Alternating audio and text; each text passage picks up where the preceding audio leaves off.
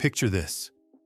It's 1979, and Sally Field is standing at the Academy Awards podium, clutching her first Oscar for Norma Rae. The woman who started as the flying nun, who Hollywood dismissed as lightweight TV fluff, has just beaten Meryl Streep and Jane Fonda for cinema's highest honor. But instead of basking in triumph, she's thinking about all the people who said she'd never make it this far. The directors who patronized her. The co-stars who tried to diminish her. The industry that wanted to keep her in a box marked cute and harmless. This is the Sally Field story nobody tells. Not the one about the plucky actress who overcame typecasting, but about the woman who survived some of Hollywood's most difficult personalities and emerged stronger each time. Today, at 78, with nothing left to prove and no bridges left to protect, she's finally ready to share what really happened behind the scenes with some of her most challenging co-stars. These aren't just personality clashes or creative differences. These are the stories of how Sally Field learned to fight for her voice in an industry designed to silence it. Let's start with the relationship that defined a decade of her life and nearly destroyed her sense of self. When Sally Field met Burt Reynolds on the set of Smokey and the Bandit in 1976, she was already an established actress with an Emmy under her belt. But you wouldn't know it from how their relationship unfolded. Reynolds was Hollywood royalty then, the #1 box office draw in America, a man whose swagger seemed to leap off the screen. Their chemistry in that first film was undeniable. Audiences ate it up. The studio wanted more, and Sally, despite her reservations, found herself drawn into Burt's orbit. What the public saw was a fairy tale romance between two stars at their peak. What Sally experienced was something far more complex and ultimately damaging. In her 2018 memoir, In Pieces, she revealed how Reynolds systematically undermined her confidence throughout their 5-year relationship. It started subtly, a comment here about how she should wear her hair, a suggestion there about which roles she should take. But it escalated into something more insidious. He would introduce her at parties as my little girl, despite her being a grown woman with children. He'd interrupt her stories to tell his own. In interviews, he'd praise her beauty while subtly dismissing her talent, saying things like, "She's prettier than she thinks, and not as good an actress as she thinks." The most revealing incident came during the filming of Smokey and the Bandit 2. Sally had just finished shooting Norma Rae, the role that would win her an Oscar. But Burt seemed threatened by her growing artistic ambitions. Between takes, he'd make jokes about her serious actress phase and question why she needed to do those kinds of movies when she could just have fun with him making crowd pleasers. When she won the Oscar in 1980, their relationship was already crumbling. She later admitted that he couldn't genuinely celebrate her success because it challenged his need to be the bigger star in the relationship.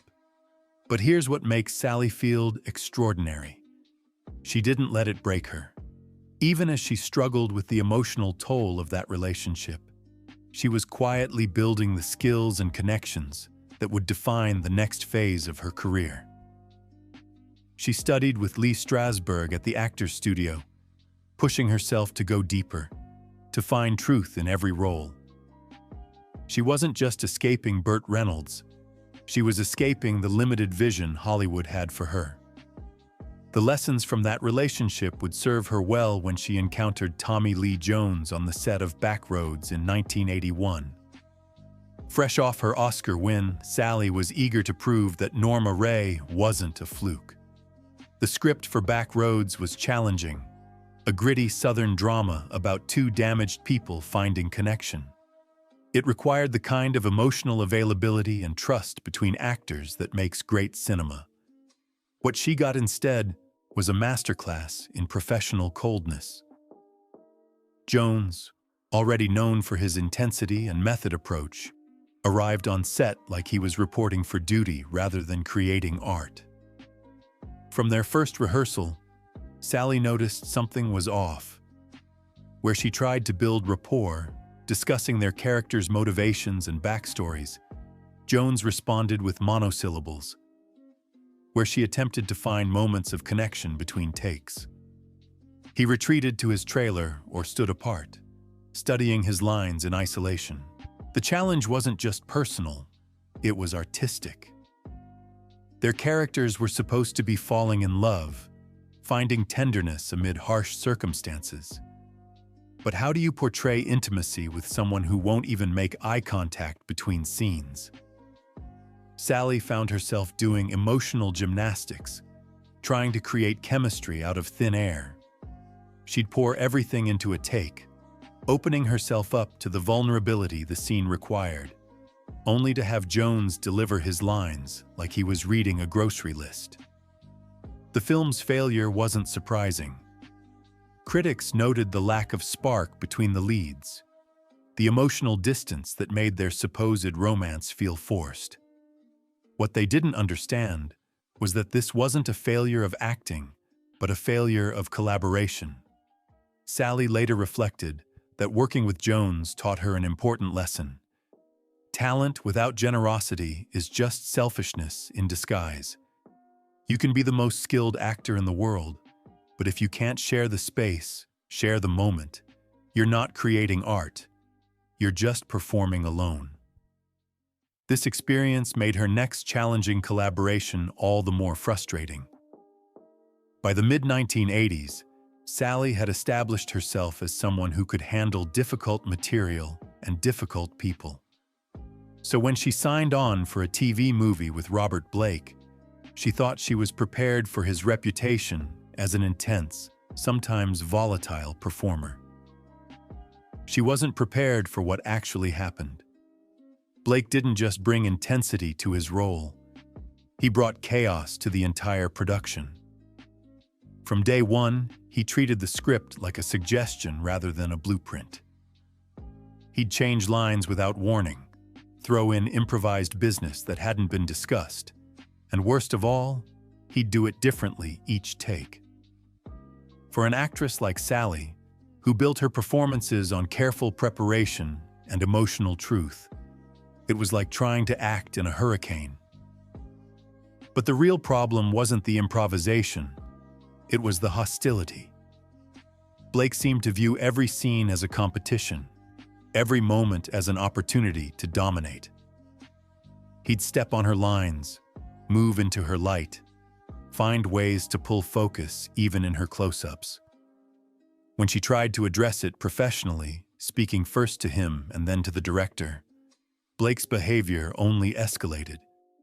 He began making snide comments between takes, questioning her choices loud enough for the crew to hear, creating an atmosphere of tension that made everyone uncomfortable. The breaking point came during a crucial emotional scene. Sally had prepared extensively, finding a deeply personal place to access the grief her character needed to express. They'd rehearsed it one way, but when cameras rolled, Blake completely changed his approach, turning what should have been a supportive moment into something aggressive and confrontational. The take was ruined, but worse, Sally felt ambushed. When she asked why he'd changed it, Blake simply shrugged and said that's what felt right in the moment. The production limped along for a few more weeks before finally collapsing. The network pulled the plug, citing creative differences, but everyone knew the real reason. The set had become toxic, and no amount of talent could save a project poisoned by ego and disrespect. For Sally, it was more than just a professional setback. It was a reminder that in Hollywood, talent without discipline, creativity without collaboration, is just destruction by another name. These experiences might have made another actress cynical, closed off, protective. But Sally Field did something different. She became more selective, more intentional about who she worked with and why.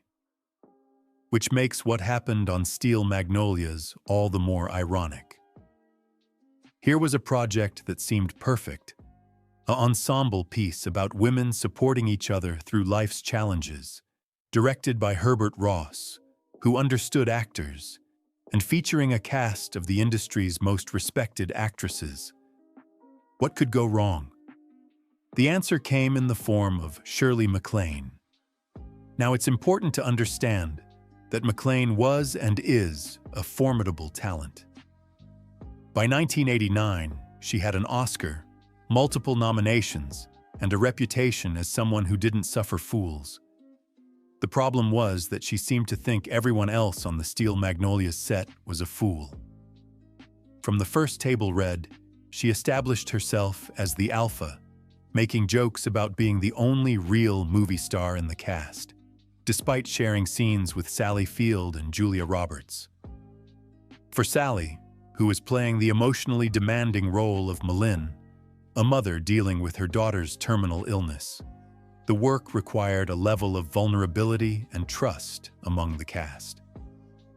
The funeral scene, in particular, needed everyone to support the emotional journey, to create a safe space for the kind of raw grief the moment demanded. But MacLaine seemed to view these intense moments as opportunities for scene stealing rather than storytelling. The pattern became predictable and exhausting. During Sally's most emotional takes, MacLaine would find ways to pull focus, a loud sniffle here, an unexpected movement there. When Sally's character was supposed to break down, MacLaine would undercut the moment with perfectly timed comic business, as if she couldn't bear to let anyone else have the spotlight for even a moment. The director tried to mediate, but MacLaine had been in Hollywood longer than anyone else on that set, and she knew how to get her way. What hurt most wasn't the competition. Sally had dealt with competitive co-stars before. It was the betrayal of the story itself.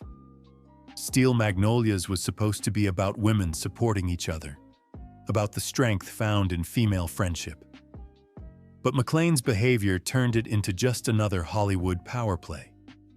The fact that the film succeeded despite these tensions is a testament to the professionalism of the cast and the power of the source material.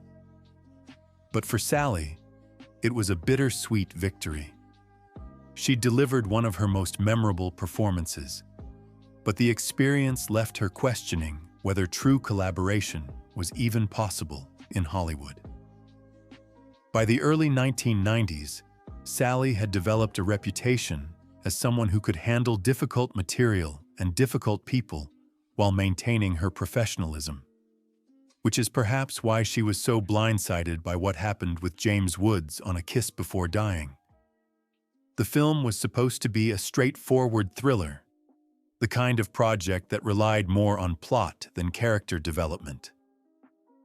After the emotional marathons of her recent work, Sally saw it as an opportunity to do something different, something lighter. She couldn't have been more wrong. Woods brought to the production an intensity that seemed wildly disproportionate to the material. Every scene became an opportunity for method acting gymnastics, every line reading a chance to show off his intellectual approach to the craft. But it wasn't just pretension, it was aggression disguised as artistry. He would challenge not just Sally's choices, but her fundamental understanding of acting, delivering lectures between takes about motivation and subtext, as if she were a first-year drama student rather than a two-time Oscar winner. The psychological games were relentless. Woods would arrive on set having completely reimagined their scenes, presenting his new interpretation as obviously superior and questioning why Sally couldn't see it. He'd suggest that her approach was too emotional, too feminine, not intellectual enough for the sophisticated thriller they were making. When she stood her ground, he'd become coldly polite, delivering his lines with technical precision but no emotional connection, essentially sabotaging their scenes through malicious compliance. What made it particularly insidious was how Woods framed his behavior as helping her become a better actress. He wasn't being difficult, he'd claim. He was pushing her to excel. But Sally recognized it for what it was: intellectual bullying, a way of asserting dominance through the guise of artistic rigor. She'd dealt with men who tried to diminish her through charm, through coldness, through chaos. Woods was trying to do it through condescension, and somehow that felt worse than all the others. The film disappeared without a trace, which Sally later said felt like justice. But the experience stayed with her as a reminder that there were still men in Hollywood who couldn't accept a woman as an equal, who needed to prove their superiority even at the cost of the work itself. It prepared her, in a way, for the final and perhaps most disappointing encounter of all. By the time Sally Field crossed paths with Dustin Hoffman in the early 2000s, she thought she'd seen every form of professional disrespect Hollywood had to offer. Their interaction came during the development phase of a project that never materialized, a serious drama about family dysfunction that required two veteran actors who could bring both gravitas and vulnerability to their roles. On paper, pairing Field with Hoffman seemed inspired. Both were method-trained. Both had multiple Oscars. Both were known for their commitment to truth in performance. What could possibly go wrong? The answer revealed itself during what should have been a routine chemistry read. These sessions are typically collaborative, a chance for actors to explore the dynamic between their characters, to see if there's a spark that will translate on screen. But Hoffman turned it into something else entirely, a masterclass in undermining a colleague. Before Sally even entered the room, he was holding court with the producers, making it clear through jokes that he wasn't sure she was right for the role. When she began reading, he interrupted constantly, not to explore different approaches, but to correct her, to suggest she was misunderstanding the character, the scene, the entire project. What made it particularly galling was how Hoffman disguised his behavior as artistic integrity. He wasn't being rude, he insisted. He was protecting the project. But Sally recognized a power play when she saw one. This wasn't about art. It was about control. The project died in development, which surprised no one. But what stayed with Sally wasn't the loss of a role. It was the realization that even at the height of her career, there were still men in her industry who needed to put her in her place. Looking back now, Sally Field sees these experiences differently. Each difficult co-star wasn't an obstacle. They were teachers. Burt Reynolds taught her that love without respect is just possession. Tommy Lee Jones showed her that talent without generosity is empty. Robert Blake demonstrated that creativity without discipline is chaos. Shirley MacLaine proved that sisterhood isn't automatic. James Woods revealed that intelligence without empathy is cruelty. And Dustin Hoffman reminded her that respect must be demanded, not expected. But here's what's remarkable. She never became bitter. Instead, she became more intentional, more protective of her energy, more committed to creating collaborative environments. In her later work with directors like Steven Spielberg and actors like Daniel Day-Lewis, she found the artistic partnerships that had eluded her for so long. True collaboration was possible. You just had to be willing to walk away from anything less. Today, when young actresses ask her advice about difficult co-stars, she tells them to learn from them. Learn what kind of actor you don't want to be. Learn that your power doesn't come from diminishing others, but from lifting them up. And most importantly, learn that no role is worth sacrificing your sense of self. The Sally Field who stood at that Oscar podium in 1979 has become more than a survivor of Hollywood's ego wars. She's become a master class in resilience. These 6 actors may have tried to dim her light, but they only made it burn brighter. And that's the real story. Not about the actors Sally Field learned to hate, but about the woman she learned to become despite them.